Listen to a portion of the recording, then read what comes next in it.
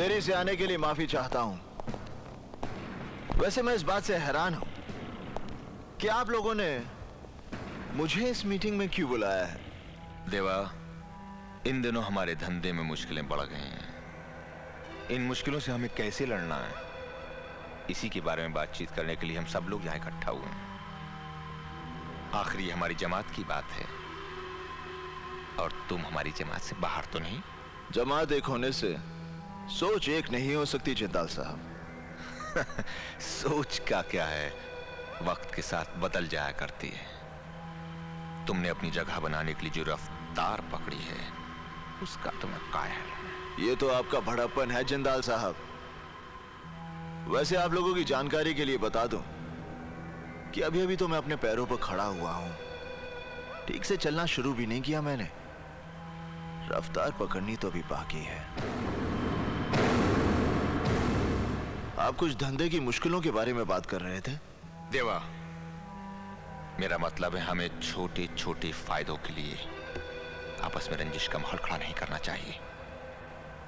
हम ताकतवर तभी हैं जब तक हम एक हैं। अलगाव वो दरार है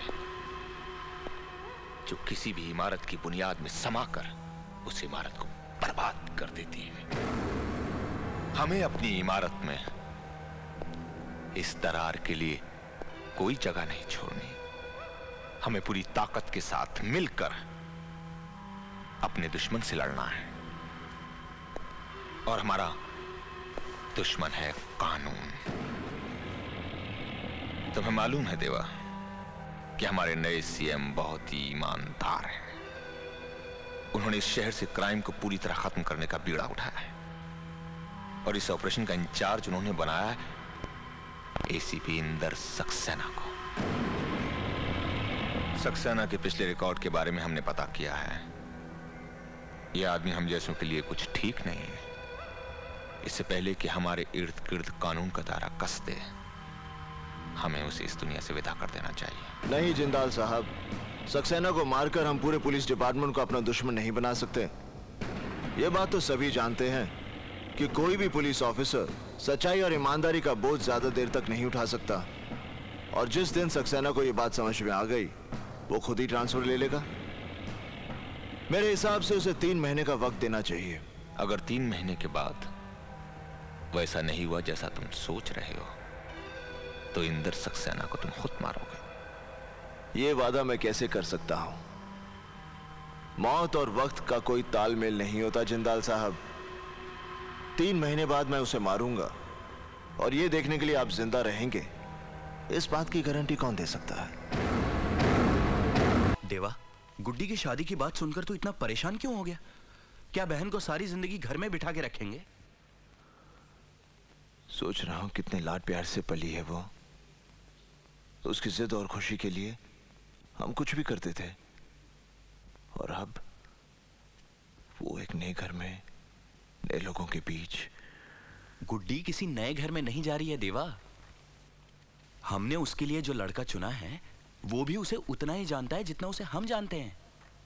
और फिर अगर उसने हमारी बहन को जरा सा भी परेशान किया ना, तो हम दोनों मिलकर उसकी टांग तोड़ सकते हैं। कौन है वो? एसीपी इंदर सक्सेना। देख देवा, घर के बाकी सब लोग मेरा इंटरव्यू ले चुके हैं और मुझे पास भी कर चुके हैं। वैसे अगर तू कहता है तो। इंदर!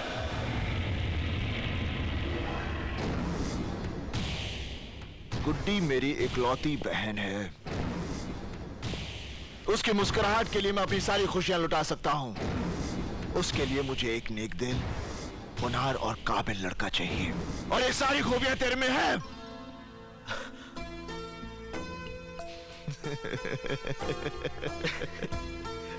तेरा ये खुशी इजहार करने का तरीका भी अच्छा। मैं बहुत खुश हूं, बहुत खुश हूं मैं। देवा, हमारी कितनी बड़ी मुश्किल आसान हो गई। बाबूजी भी इस रिश्ते से बहुत खुश हैं। वो तो बेसब्री से उस घड़ी का इंतजार कर रहे हैं जब हम दोनों भाई मिलकर दुल्हन बनी गुड्डी को डोली में बैठाएंगे। देवा, देवा, ऐसे मौके पर यह बात कहते हुए मुझे बहुत अफसोस हो रहा है, लेकिन दोस्त मेरी एक मजबूरी है। क्या बात है इंदर? पुलिस की रजिस्टर में इस शहर के जिन 4 बड़े गुनहगारों का नाम दर्ज है, उनमें से एक नाम देवा का है। जानता हूं। फिर तो तू ये भी जानता होगा कि मेरी शादी में पुलिस फोर्स के सारे बड़े अफसर आएंगे। उनके सामने मेरी पोजीशन, प्लीज यार, तू मेरी शादी में मत आना। तू ये क्या कह रहा है इंदर? देवा के बिना गुड्डी की शादी? तू जानता है ये कितना प्यार करता है? आकाश, इंदर ठीक कह रहा है। गुड्डी की शादी में मेरी वजह से कोई अड़चन आए, इंदर, मैं नहीं आऊंगा, नहीं आऊंगा। अब कन्या को आप मंगलसूत्र पहनाइए, लीजिए।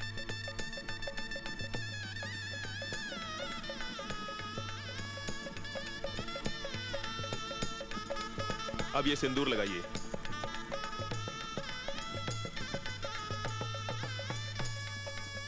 अब आप दोनों खड़े हो जाइए।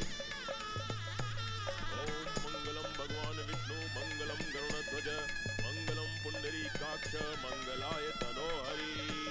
ओम सर्वमंगल मांगल्ये शिवे सर्वार्थ साधिके शरण्ये त्र्यंबके गौरी नारायणी नमोस्तुते। देवा,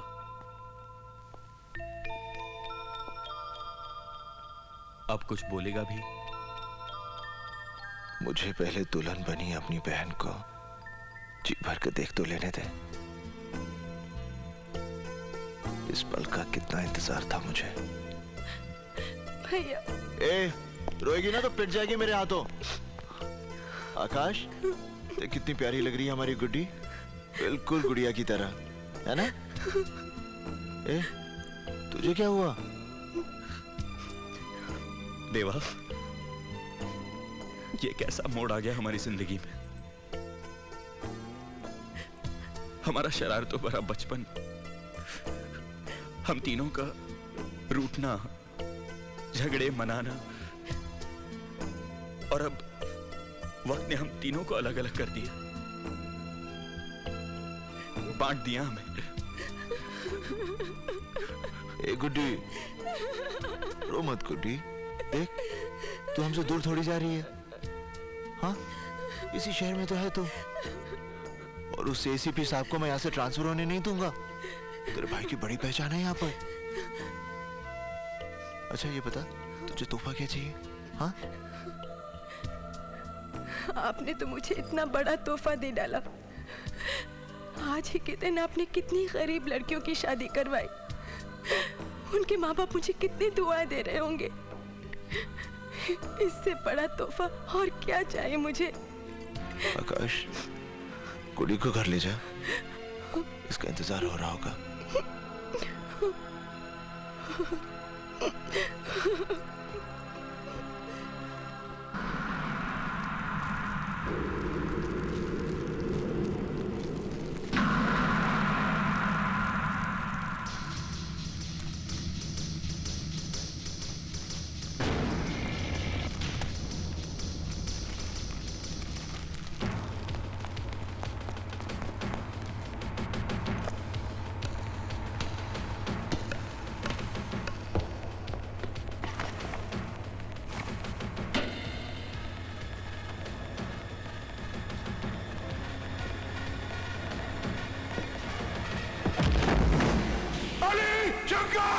हाँ बुलाओ ने, वो आएंगे जरूर, लेकिन तुझे कंधा देने।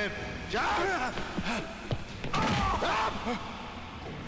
बंदूक के नीचे, बंदूक के नीचे। नहीं, मारे बच्चों औरतों को बाहर निकालो। हाँ देवा, चलो बच्चों, चलो चलो उठो, चलो जल्दी चलो, जल्दी बाहर निकलो, चलो चलो माँ जी उठो, चलो बच्चों यहाँ से। बच्चों जल्दी, संभाल के चलो बच्चों, चलो माँ जी चलो निकलो यहाँ से, चलो।